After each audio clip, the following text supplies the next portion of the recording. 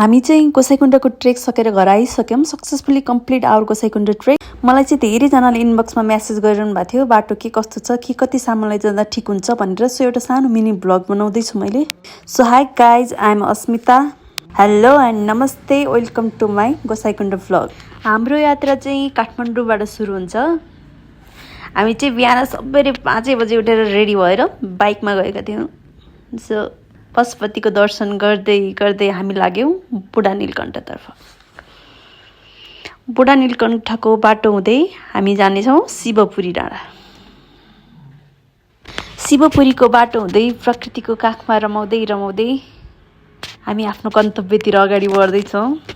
अनि यो बाटोमा चाहिँ यति राम्रो झरना देख्न पाइन्छ नि, ओ माई गड, कति मनमोहक दृश्य के।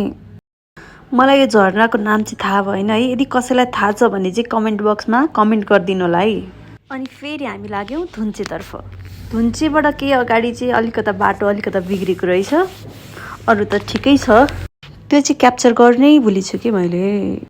अनि हामीले धुन्चेमै गएर खानासाना खाएर ट्रेकिङ स्टार्ट गर्छौँ।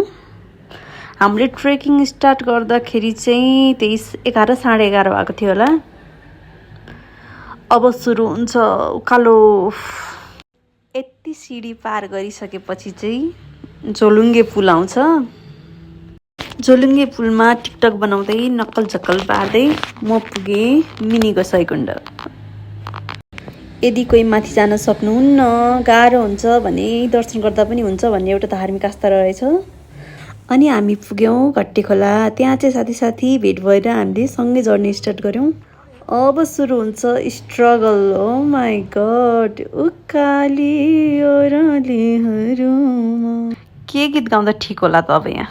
उकाली ओह्राली गर्दै हामी पुग्यौँ खेन्दी। अनि रमाइलो गर्दै नाच्दै गाउँदै बतास चल्यो बतास चल्यो बतास चल्यो नक्कल झक्कल पार्दै टिकटक बनाउँदै अनि हामी फेरि अगाडि बढ्छौँ। एकैछिनको हिँडाइपछि हामी पुग्यौँ देउराली। देउरालीमा गएर हामी एकछिन रेस्ट गर्छौँ। जुगाले हेर्नु त त्यो गाईको के हालत गरेको, आँखामा रगत, कत्रा कत्रा जुगा लाग्ने हो क्या त्यो बाटोमा। हामी जति जति अघि बढ्दै थियौँ बाटो पनि त्यति नै उकालो हुँदै थियो क्या। यदि हजुरहरूको चाहिँ फर्स्ट ट्रेक नै गोसाइकुण्ड हो भने चाहिँ गाह्रै छ भन्छु म चाहिँ। घरमा 2टा सिडी चढेर थाक्ने, म यत्रो उकालो चढ्दैछु हौ। अब चाहिँ हामी दिम्सा पुग्न लाग्यौँ।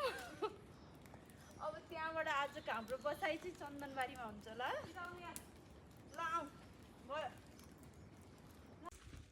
एकछिन दिम्सामा रेस्ट गरिसकेपछि फेरि हामी हाम्रो गन्तव्यतिर लाग्यौँ। गन्तव्यमा पुग्न सङ्घर्ष त गर्नै पर्छ होइन र।